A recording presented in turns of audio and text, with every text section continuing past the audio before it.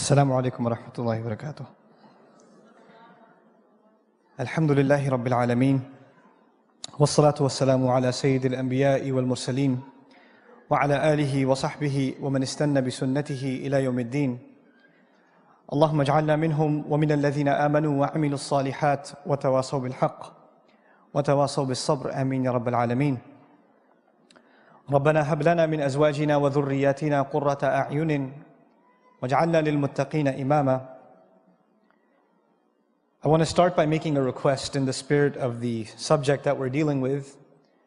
At the end of my speech, some of you might feel obligated, even out of a sense of what you've been doing already, to applaud. I don't think I'll benefit much from your applaud, even though I appreciate the gesture, but I think I'll appreciate more if you just make dua for me and my family. So that would be a favor that you would do for me and for all of the noble scholars that are here. That have presented, and if you've benefited from them, then absolutely make dua for them and also make dua for their families.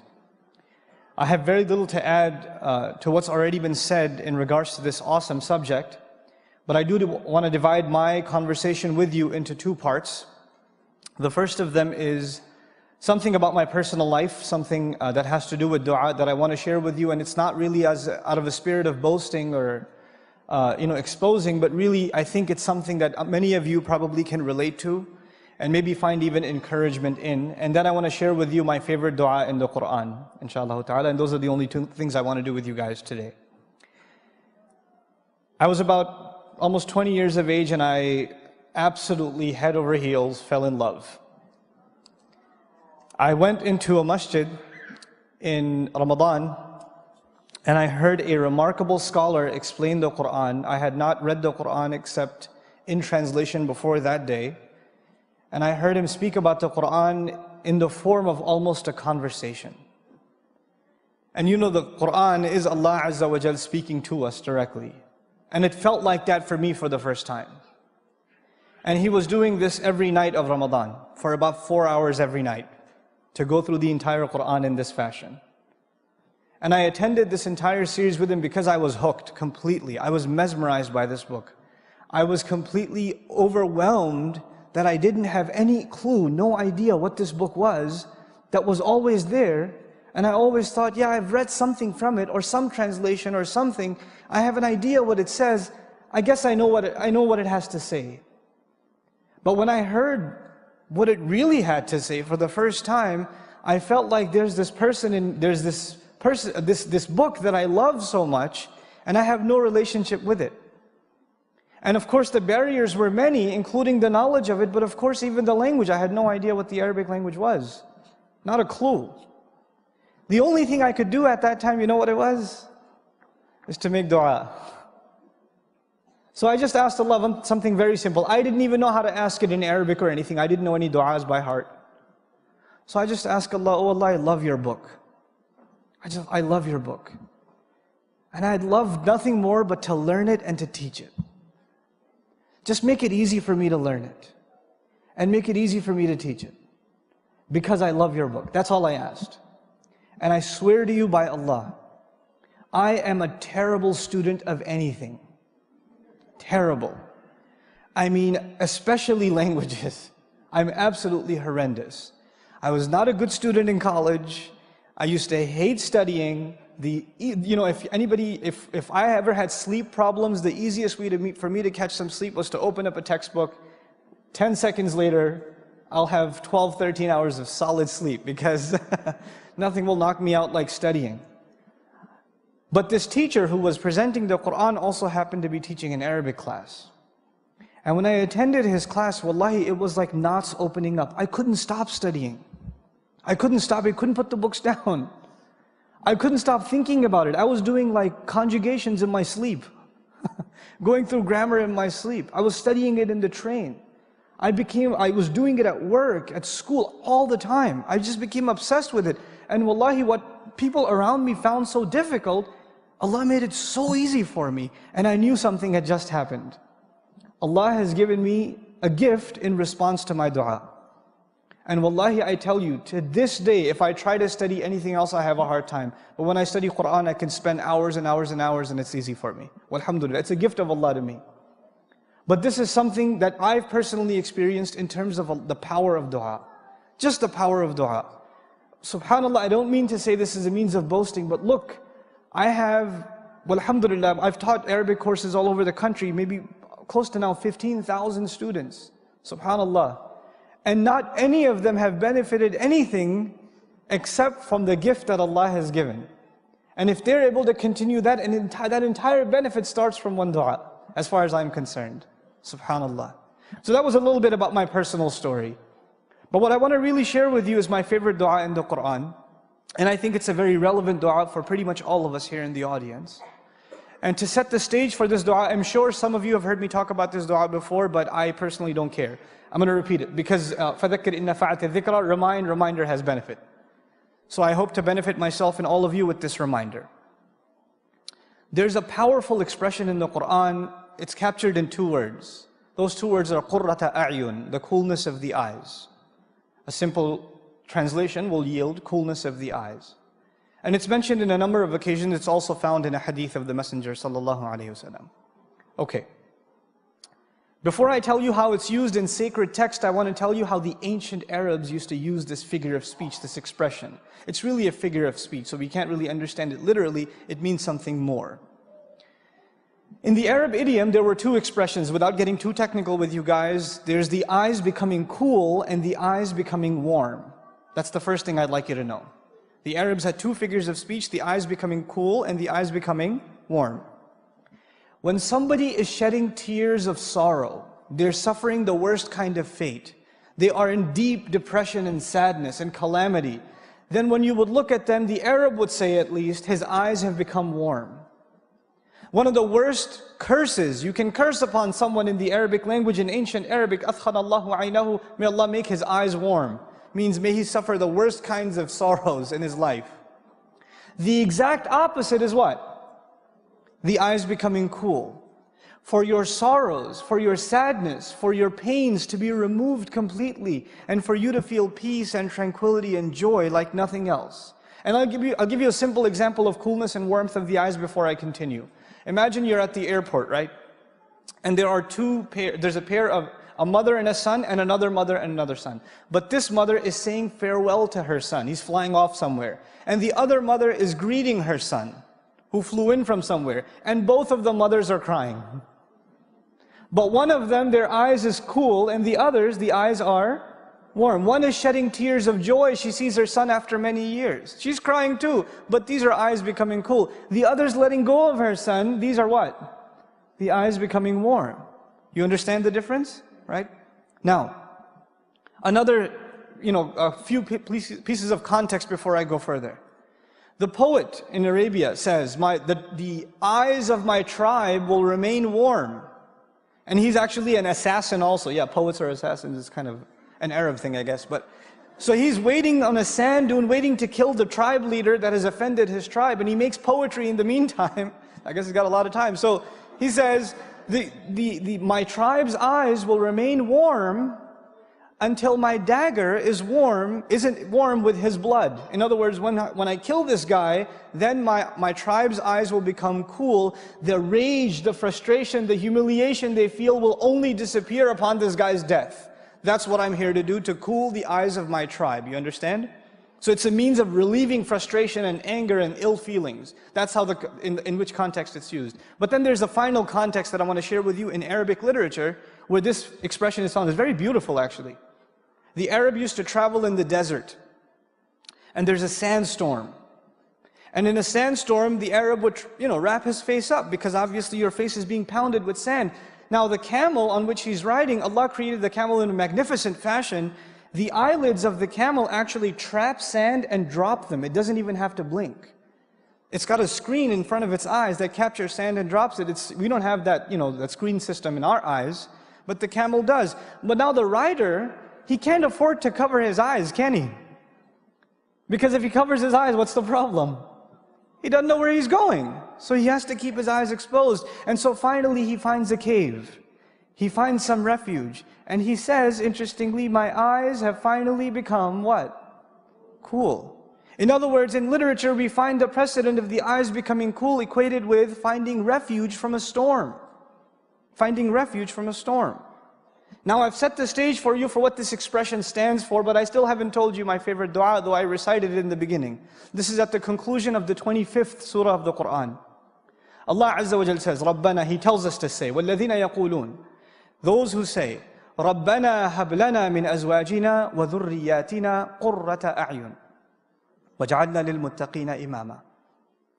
Our Master, our Lord, gift us, grant us. You know, in Quran we find atina, give us, a'tina, to give a grand gift, but gift us, an unexpected gift, a beautiful gift, hablana. This is a gift you're asking Allah to give you. And lana is muqaddam, this prepositional phrase is brought earlier, especially for us. We're asking for a special favor to Allah. And what is this favor that we're asking Allah Azza wa Jal? Grant us from our spouses, and not just our children, which is awlad, dhurriyatina. You know, wa dhurriyatina, future generations of us. In other words, you're not even asking for your immediate children, but your lineage from, for generations to come. Grant us from all of them coolness of eyes. Make our eyes cool by means of our spouses and by means of our children. And I say this is my favorite dua for a reason. One, I'm married and I do have children and a spouse. But two, all of us have to appreciate the power of this dua because of the crisis of the world today. The world's fundamental institution of family is under attack. Most of the people here, even Muslims, are not immune from this problem. In many of our homes, the storm that I said, when you find coolness of the eyes, you find refuge from the storm is not outside the house, the storm is inside the house. And you have to get away from home to get away from the yelling and the screaming and the name calling and the insults and the depression and the sadness and the friction between husband and wife and parent and children. Our homes are broken. Brother is not talking to brother. Parents are not talking to children. How many of all the shuyukh, I can bet you, I can almost guarantee you, all of the speakers that have come to this conference, some mother, some father, some husband, some wife has come up to them and said, I've got this problem. I can't talk to my kid. He yells at me. We can't talk anymore. He's doing these things, I don't know how to stop him. My husband, my wife this, my husband this, subhanallah. This is a crisis inside the home. And what better dua to ask? The exact opposite. You know, the family has become a place of sorrow, of depression, of sadness, of anger, of rage. People feel like they want to escape it. And here Allah tells us to ask so perfectly, so eloquently, that the home should become the place of refuge. It's like the outside world is a storm. And you suffer on the outside, and your refuge, your safe haven, is those doors in your home, is your spouse, is your children. When you see them, your worries disappear. But for most of us, when you see them, your worries begin. It's the exact opposite. But I want to give you a further appreciation of just this remarkable, beautiful phrase and how it's used in the Quran. I want to explain this feeling to you that Allah wants us to have with our families. There's some more elaboration of those feelings. You know, some of the strongest emotion that exists in human existence, the strongest emotion I can think of is the emotion a mother feels for her child.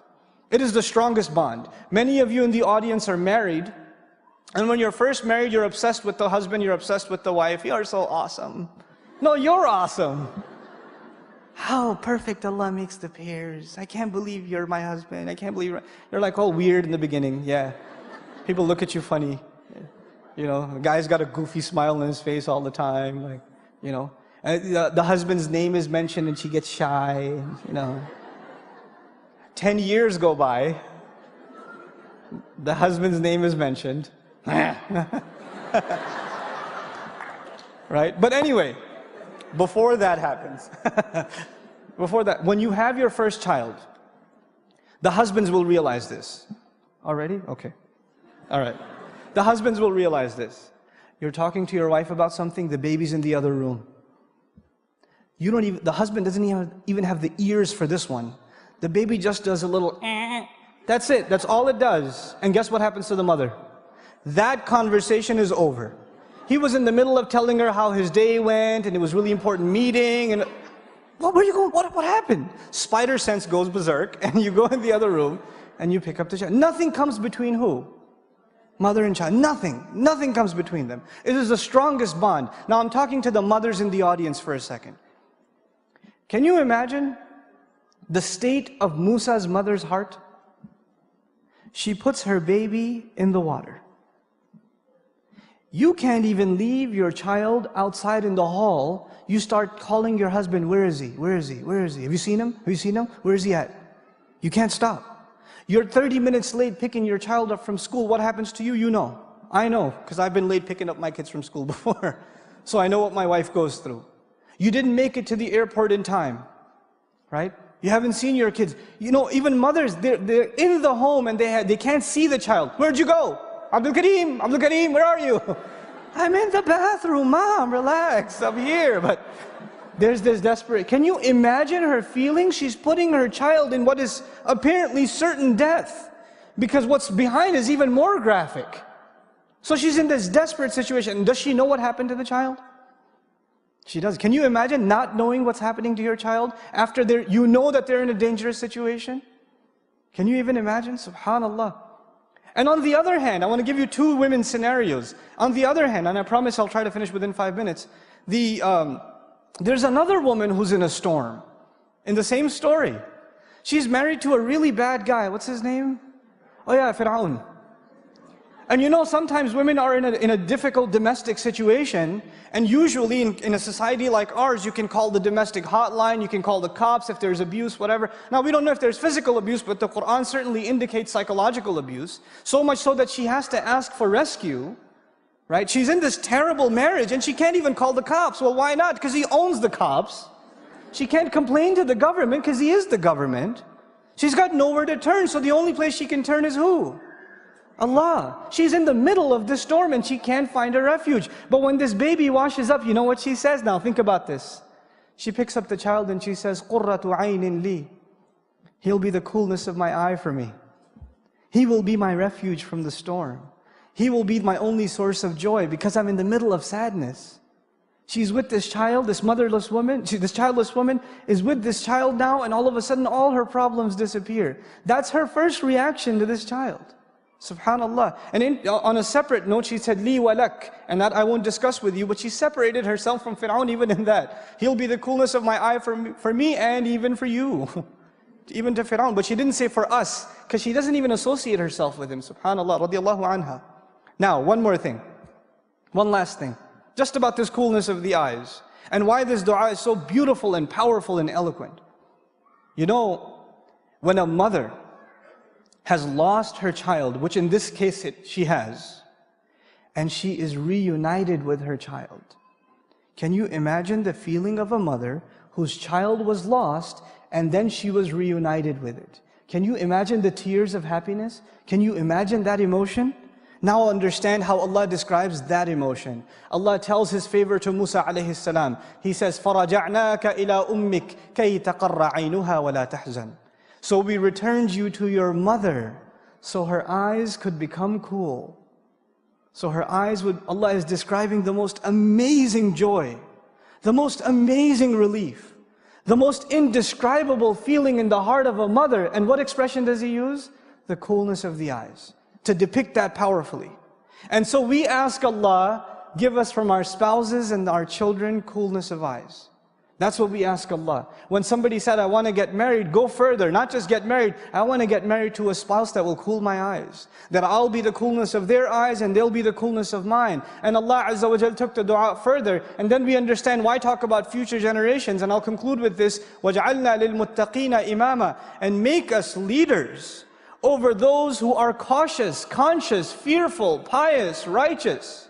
Those who are fearful before Allah. And you know what that makes you realize? It makes you realize your relationships right now aren't just about you. You're setting a precedent in your family for generations to come. So when you are not acting as good husbands and good wives and good parents and good children, what are your future generations going to be doing? And who's going to be answerable for that negative trend that was started by you? Who's going to be answerable for that? So it's an intelligent dua that we should find coolness of the eyes not only in our immediate family, but the future generations should be people that are righteous too. Because when we're raised on Judgment Day, we are imam over the entire family. whether they were messed up or not. So we better ask for the kinds of people, if they're underneath us, not those who are dragging us down on Judgment Day, but those who are elevating us. And we beg Allah that He give all of us those kinds of families.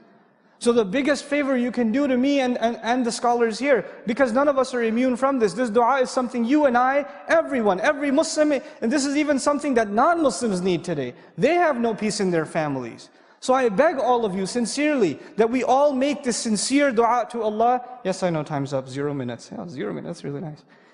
رَبَّنَا هَبْ لَنَا مِنْ أَزْوَاجِنَا وَذُرِّيَّاتِنَا قُرَّةَ أَعْيُنٍ وَجَعَلْنَا لِلْمُتَّقِينَ إِمَامًا. I sincerely pray that Allah Azza wa Jal gives all of us and makes from our spouses and our children those that are the coolness of our eyes, and that He makes us an imam, a leader over those that are pious and righteous. May Allah forgive all of our shortcomings, accept all of our dua, and make the means of our forgiveness easy upon us. But this is once again at the end of Surah Al-Furqan. Barakallahu li wa lakum fil Qur'an al-Hakim wa nafa'ni wa iyyakum bil ayat wa dhikr al-Hakim. Wassalamu alaikum wa rahmatullah.